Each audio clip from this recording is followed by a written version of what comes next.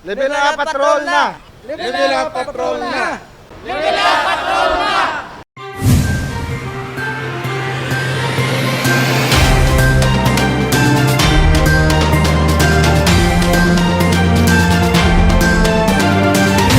Executive order sa pagpatuman sang health protocol sa pag-obserba sang Semana Santa ang ginpirmahan na sang alkalde. Pareho sang nakaligad nga tuig limitado sa gihapon ng pag-obserba sang Semana Santa sa syudad sang Iloilo bangod sa COVID-19. May mga misa ang simbahan apang limitado sa 50% capacity ang numero sa mga sumilimba nga makasulod. Kanselado man ang mga religious activities kapareho sa mga duaw, prosesyon, pagbindisyon sa mga salakyan kag iban pa.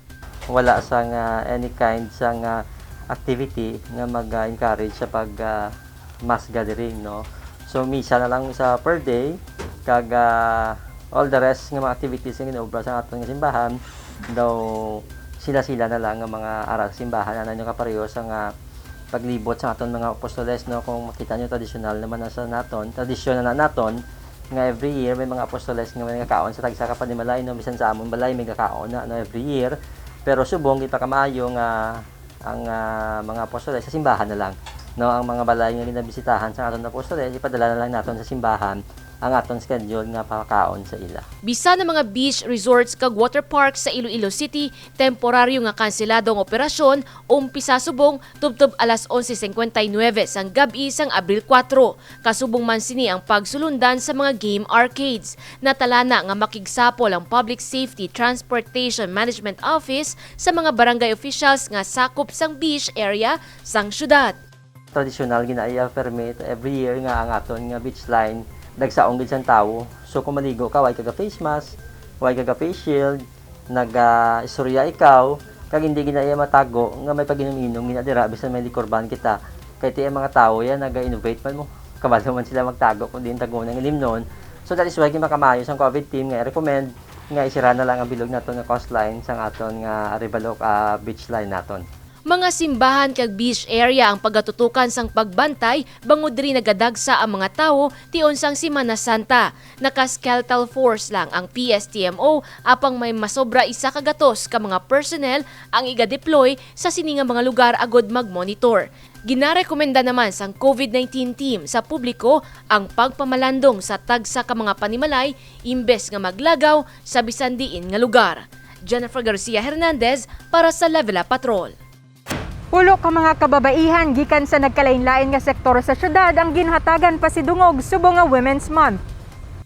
Ginkalipay sang 43 anyos nga si Alona Chua nga makabaton sang pasidungog gikan kay Mayor Jerry Treñas bilang isa sa mga outstanding women sa syudad sang Iloilo. 12 na katuig sa serbisyo si Chua bilang isa ka police auxiliary sang Public Safety and Transportation Management Office kag madamo nang iya naagyan nga mga pagpanghangkat sa trabaho. Nakita man sini ang importansya sang iya obra bilang police auxiliary, ilabi na sa pagbulig sang iya isig katawo. Very important gini is because financially makabulig gid sa pamilya ko, sa mga tawo nga lakat sa dalan, nabuligan ko magpatabok, mga pregnant women and ang mga senior citizen ta. Kaangay ni Chua, nakabaton man sang pasidungog si Melchorita Coronado nga katapo sang Iloilo Beautification Program. Ini pa lang ang una nga tion nga siya ang nakabaton sang pagpasidungog sa sulod sang 21 katuig sini nga pagtrabaho sa Iloilo City Government. Malipayon kay sa kadamo sa mga kababaihan diri sa siyudad sang Iloilo, napilian ako bilang isa sa pagpambit sang akon nga istorya. Kag pasalamat na ako kay Mayor tungod sa award nga ginatag sa akon, kag sa kay Ma'am Linda Atenado nga siya nga amon nga chairperson. Pamilya ang nangin inspirasyon ni Chua kag Coronado sa pagpadayon sang ila trabaho. Gani saludo ang syudad sa mga kaangay nila nga mga kababaihan nga tampad sa serbisyo. Para sa ila, agud magdugay sa trabaho, palanggaon ini sang maayo, mangin tampad kag mangin mabinuligon sa isig kapareho.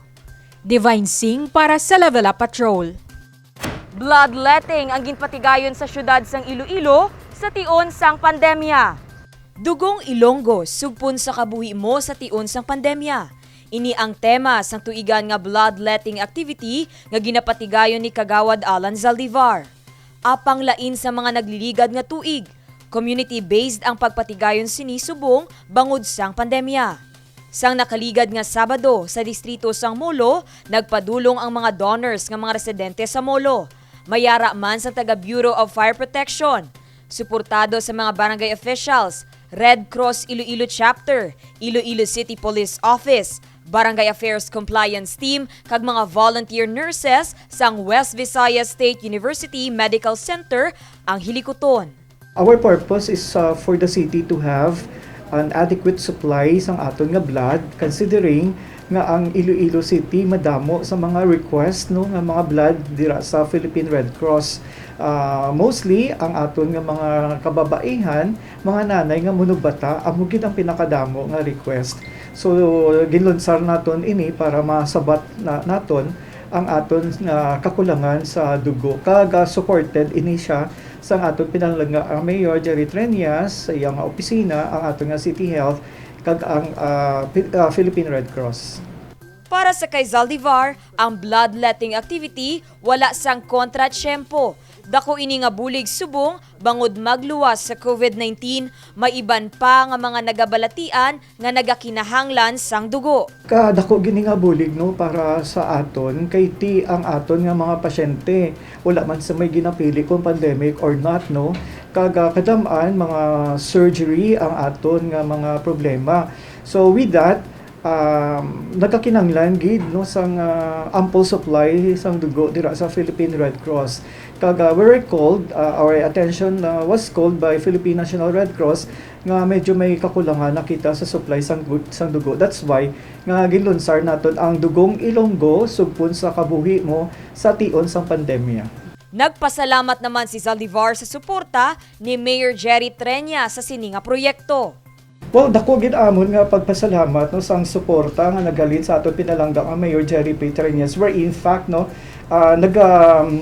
kasubo man ang aton pinalanggang ang mayor kay it's because nga kulang gid ang aton nga supply sang dugo dira sa Philippine Red Cross. So with this support, malabot naton ang aton nga handom kinatuyo nga kinanglanon gid nga may madamo sang supply nga dugo diri sa syudad sang Iloilo. Kag ang tagipusoon sa aton nga pinalanggang ang mayor ara gid sa sining nga proyekto kay balo siya nga ini nga mga dugo makasugpon man sang kabuhi sang atong mga pasyente sang atong pumuluyo diri sa syudad sang Iloilo. Nahibaluan nga ini na ang ikaduha nga tuig sa pagpatigayon sang bloodletting activity. Subong nga tuig, lapit 1 kagatos na kabag sang dugo ang nakolekta sumugod sa bulan sang Pebrero. Ini nga programa ang suportado man sa lokal nga panguluhan. Well, it's a community-based strategy because we want to empower our barangays, no? Nga may ara sila sa participation sa sining hilikoton kay hindi man kita makagather large crowd sa subong kag in one venue. So ang modified naton ang aton nga bloodletting nga gindulong naton sa mga distrito naton, and for every barangays may ara sila sa mga donors nga ginapadala para hindi mabugat para sa ila mangita sang donors. No may ara kung isa nga 2, 3, 5 kag kun i-collect naton initil nan tanan naton mga donors, no we can have a maximum no sa gina-expect naton nga mga blood donors coming from our barangays, no. Matapos ang Molo, sunod nga pagapadulungan amo ang Arevalo kag Haro para sa bloodletting. Dane Raffles para sa Level Up Patrol.